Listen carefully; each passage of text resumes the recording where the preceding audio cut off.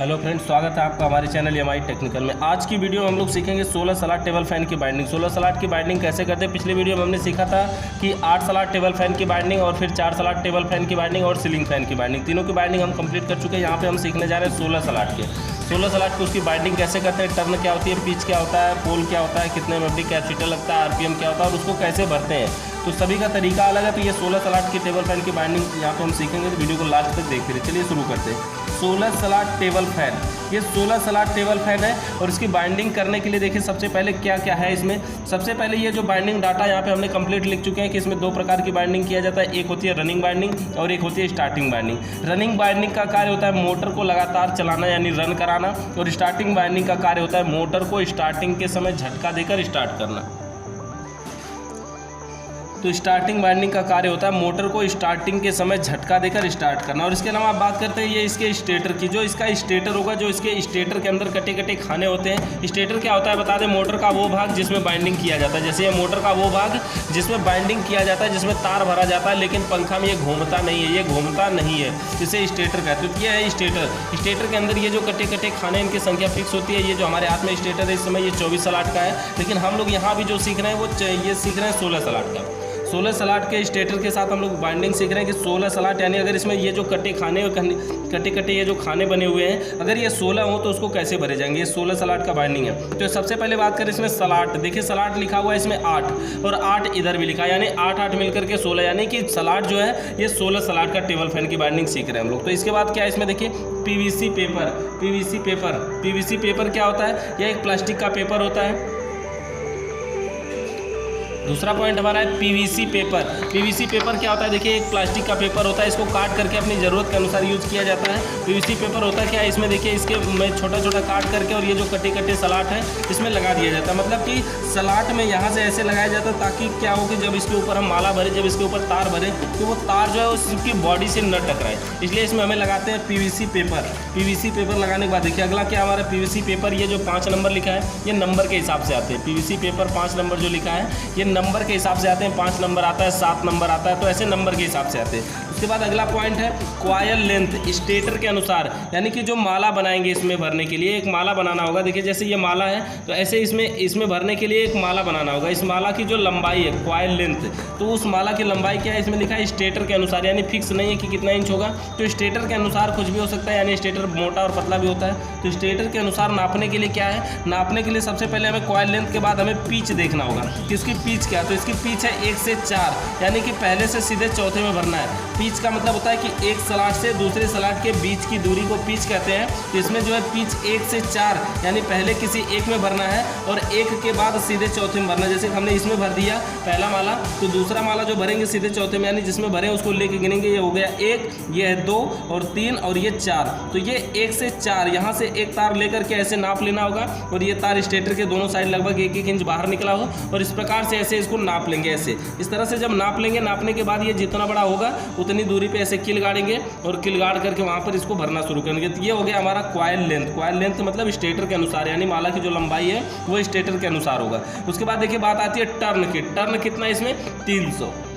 ये जो 300 टर्न है ना, कुछ फैन में 220 ही टर्न होते हैं और कुछ में इससे ज़्यादा या कम भी हो सकते हैं। तो किसी भी मोटर को जब आप निकालिए तो सबसे पहले देख लीजिए उसमें कितने नंबर के तार से भरा गया है और कितना टर्न है, कितने नंबर के तार से भरा गया और कितना टर्न है। तो ये जो हम बना रहे हैं यहाँ पे हमारे हिसाब से ये 35 नंबर का वायर है। 35 नंबर का वायर के साथ ये भरा जा रहा है 35 नंबर के तार से। तो 35 नंबर का ये तार है। उसके बाद टर्न इसको जो बनाना है वो 300 टर्न बनाएंगे रनिंग के लिए। और जब स्टार्टिंग भरना जाएंगे, जैसे कि 2 किल गाड़ेंगे और दोनों किल के बीच में ऐसे लपेटना शुरू करेंगे। इसमें जो लपेटेंगे, जो टर्न की संख्या होगी ये होगी 300 और 300 लपेटने के बाद एक तो हमें शुरू से तार मिलेगा जब हम माला को लपेटना शुरू करेंगे, और एक हमें लास्ट में मिलेगा जब माला हमारा कंप्लीट होगा। तो 2 तार इस तरह से मिलेंगे और लास्ट में इसको धागा लगाएंगे और 4 जगह से लगभग बांध देते हैं। बांधते क्यों, मजबूती के लिए, ताकि ये इधर से उधर बिखर ना सके। जब इसको हम कंप्लीट बांध देंगे तो इस प्रकार से हमें 2 तार मिल जाएंगे और 2 तार मिलने के बाद जैसे हमें 1 से 4 भरना है तो 1 से 4 में हम भर देंगे ऐसे। तो 1 से 4 में ये जो दोनों तार बाहर निकले थे वही दोनों तार इसमें बाहर निकल जाएंगे। तो ये हो जाएगा हमारा 1 से 4।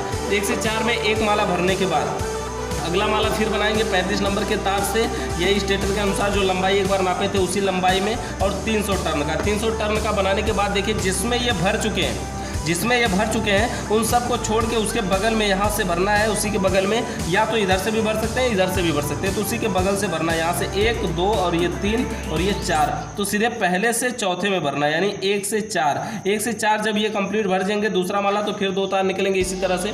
2 माला भर चुके हैं और दोनों मालों से 2-2 तार निकले, यानी टोटल 4 तार निकल चुके हैं। इसके बाद अगला माला भरने जाएंगे और अगला माला भरने के लिए उसी के बगल से 1 2 3 4, यानी 1 से 4, फिर यही हमारा 300 टर्न का जो माला होगा वही है, 2 तार फिर निकले। फिर उसके बाद उसके बगल में 1 से 4, यानी 1 से 4 का फिर एक माला बनाएंगे और एक ही बार भरना है हमें, इसको कई राउंड नहीं मारना है। ये एक ही राउंड का मतलब हो गया कि हमारा खुद ही 300 टर्न का माला है, तो एक बार में हो गया कंप्लीट। हमारी इस तरह से रनिंग बाइंडिंग कंप्लीट हो जाती है।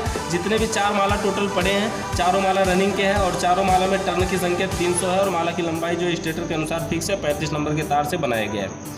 उसके बाद हमारा जो अगला पॉइंट आता है, देखिए इसमें लिखा है पिच।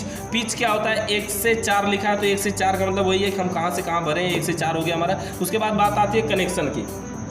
पिच का मतलब अभी ये भी समझिए कि पिच जो है 1 से 4 के बाद पिच 1 से 4 ये स्टार्टिंग का भी है। तो रनिंग का तो बाइंडिंग हमारी कंप्लीट हो चुकी, अब स्टार्टिंग बाइंडिंग करना है। स्टार्टिंग बाइंडिंग में भी देखिए स्टेटर जो कॉइल लेंथ है वो स्टेटर के अनुसार है, जो माला की लंबाई है वो स्टेटर के अनुसार, यानी जितना लंबा ये रनिंग का माला बना था उतना ही लंबा स्टार्टिंग का माला बनाएंगे। और स्टार्टिंग का माला में बस टर्न की संख्या यहाँ पे 300 थी और वहाँ पे 350 हो जाएगी, यानी 50 टर्न बढ़ जाएगा।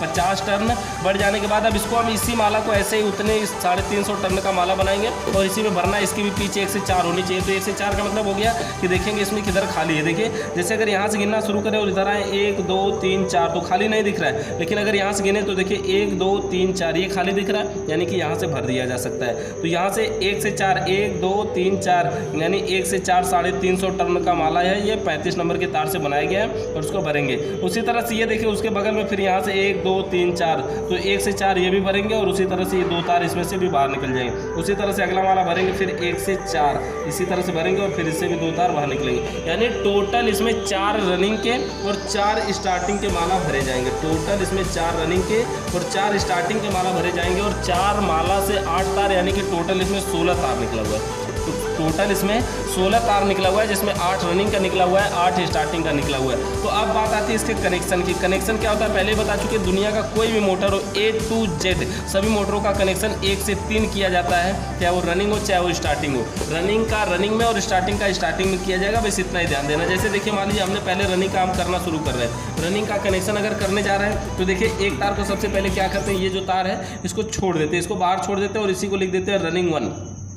उसके बाद आगे कनेक्शन करते हैं, यहाँ पे हो जाएगा हमारा 1 और उसके बाद ये भी है रनिंग का ही, क्योंकि ग्रीन कलर से हमने देखिए रनिंग बनाया और रेड कलर से ये स्टार्टिंग बनाया, तो 1 हो गया। उसके बाद रनिंग को ही गिनना, बीच में स्टार्टिंग है फिर भी इसको गिनना नहीं है, तो ये हो गया 1, यहाँ है 2 और ये है 3, तो 1 और 3 को आपस में जोड़ देना। उसके बाद अगले पॉइंट में जाएंगे, फिर यहाँ से मिलेगा 1 और ये हमारा है 2 और ये है 3। फिर से हम क्या करेंगे, यहाँ से 1 से 3 को हमें जोड़ना है, तो 1 से 3 में लेके जाते हैं इधर से घुमाते हुए और 1 से 3 में जोड़ देते हैं। देखिए ध्यान से देखते रहिए, ठीक है। अगला पॉइंट क्या हमारा, यहाँ से फिर से शुरू करते हैं। यहाँ हो गया 1, ये है 2 और ये है 3। 1 और 3 को आपस में ऐसे जोड़ देंगे और लास्ट में देखिए हमें लगता है यही तार बचेगा, लास्ट में यही तार बचा है और इसी को हम लिखेंगे रनिंग 2। तो इस प्रकार से 2 तार हमारे बाहर निकल गए रनिंग से, एक निकला है रनिंग 1 और दूसरा निकला है रनिंग 2। अभी इसका कनेक्शन भी बताएंगे। तो रनिंग का बाइंडिंग, जब रनिंग का कनेक्शन हमारा कंप्लीट निकल चुका है, उसके बाद अब स्टार्टिंग का बताना है। स्टार्टिंग का में क्या है कि स्टार्टिंग के कनेक्शन में भी 1 से 3 ही किया जाता है, उसमें स्टार्टिंग का स्टार्टिंग में किया जाता है। जैसे देखिए अगर मान लीजिए हमने यहाँ से शुरू कर रहे हैं, यहाँ से एक तार को हम बाहर निकाल रहे हैं और लिख रहे हैं स्टार्टिंग 1। उसके बाद आगे से गिनना शुरू करेंगे तो ये होगा हमारा 1, यहाँ होगा हमारा 2 और यहाँ होगा हमारा 3। तो 1 और 3 को यहाँ पर हमने जोड़ देना है, 1 और 3 को यहाँ से हमें जोड़ देना है, 1 से 3 को हमने जोड़ दिया। अब उसके बाद देखिए स्टार्टिंग का देखेंगे कहीं कोई खाली तो नहीं बचा, तो यहाँ एक पॉइंट अभी खाली है, इसको जोड़ेंगे 1 और इसके आगे ये है, भले जोड़ दिया गया लेकिन फिर भी इसको गिना जाएगा। तो यहाँ होगा 1, ये है 2 और यहाँ होता है 3, इतना दूर। तो इतना दूर भी लेके आना पड़ेगा हमें 1 से 3 जोड़ने के लिए, तो 1 से 3 में जोड़ देंगे। उसके बाद देखिए इधर कोई तार खाली नहीं है, यहाँ पर एक तार खाली है, यहाँ होगा 1, ये है 2 और ये है 3। तो 1 और 3 को फिर से यहाँ जोड़ देना है हमें। और उसके बाद ये लास्ट का तार हमें लग रहा है बचेगा, ये लास्ट है। और उसके बाद यही वो तार है जो बाहर निकालेंगे और बाद में बाहर निकालने के बाद ये बनेगा स्टार्टिंग 2। तो इस तरह से एक रनिंग 1, रनिंग 2 और स्टार्टिंग 1, स्टार्टिंग 2, इस तरह से टोटल 4 तार निकले हैं। 1 2 3 4, एक है रनिंग 1, रनिंग 2, स्टार्टिंग 1, स्टार्टिंग 2, इस तरह से टोटल 4 तार निकले।